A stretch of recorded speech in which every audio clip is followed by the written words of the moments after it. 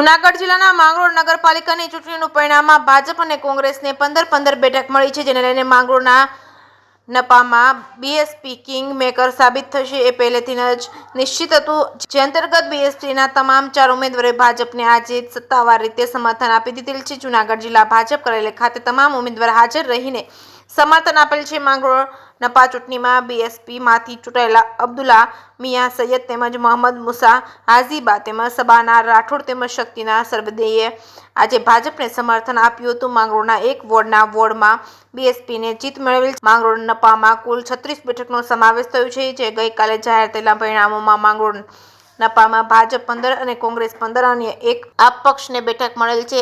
બીએસપીના આજના ભાજપના સમર્થન બાદ હવે 25 વર્ષ બાદ માંગરોળ નગરપાલિકામાં ભાજપના પ્રમુખ કમાન સંભાળશે. 25 વર્ષ પૂર્વે વેલજી મસાણી ભાજપમાંથી માંગરોળ નગરપાલિકાના પ્રમુખ બનેલ છે. જે કેસની ગુજરાતી સાથે પ્રતાપ સિસોદિયા માળિયા હાટીના જાતનો પણ વિકાસ લક્ષી અમારા ગટર યોજનાનો કામ આખા ગુજરાતમાં દરેક જગ્યાએ થયું છે. માંગરોળનું કામ જે છે છેલ્લા 12 વર્ષથી મંજૂર થયેલો કામ છે એ લટકે છે. અમને પાણીની સુવિધા કોઈ વડમાં મળતી નથી. રસ્તાની સુવિધા એક નાના ગામડામાં પણ થઈ ગઈ છે.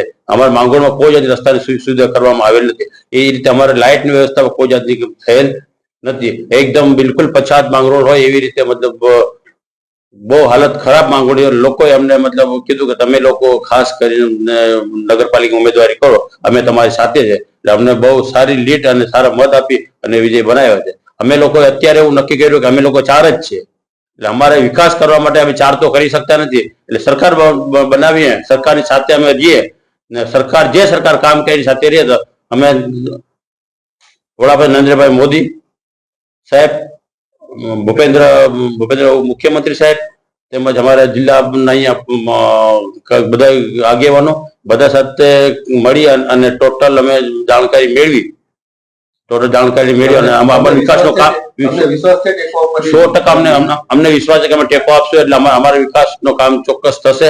અને બીજી જગ્યા તમામ જગ્યાએ ગુજરાતમાં થયા છે એનું લક્ષ્ય અમારા માંગરોળમાં થશે. નમસ્કાર દર્શક મિત્રો, હું હરેશ ઠુમર. સ્થાનિક ગુજરાતની સ્વરાજ્યની ચૂંટણીમાં જુનાગઢ જિલ્લાની 6 નગરપાલિકાની ચૂંટણી હતી. એમાં માંગરોળની જવાબદારી મારી હતી. માંગરોળમાં 15 કોંગ્રેસમાંથી ચૂંટાયા છે, 15 ભારતીય જનતા પાર્ટીના ઉમેદવારોનો વિજય થયો છે, એક અપક્ષ અને એક આમ આદમી પાર્ટીના પણ વિજય થયો છે અને 4 બસપાના 1 નંબરની જે પેનલ છે એમાં અમારે બાપુ અબ્દુલ મિયા, અહમદભાઈ, સબાનાબેન અને શકીનાબેનનો ભવ્ય વિજય થયો છે. ભારતીય જનતા પાર્ટીની ભારત સરકારની અને ગુજરાત સરકારની વિકાસની યાત્રાની સાથે મળીને માંગરોળના વિકાસ અર્થે આ 4 બસપાના ઉમેદવારોએ નક્કી કર્યું છે કે અમે ભારતીય જનતા પાર્ટીને ટેકો આપશું. કોઈ પણ શરત વગર, કોઈ પણ લાલચ વગર, કોઈ પણ અપેક્ષા વગર આ બસપાના 4 ઉમેદવારો ભારતીય જનતા પાર્ટીને બોડી બનાવવા માટે અમને ટેકો આપે છે અને અમે માંગરોળની નગરપાલિકા છે એ અમે બનાવીએ છીએ.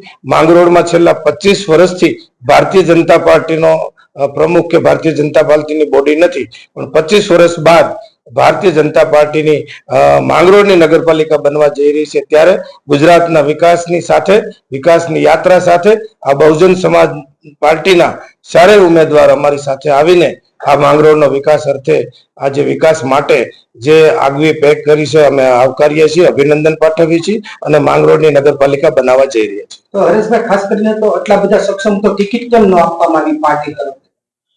એવું નહોતું.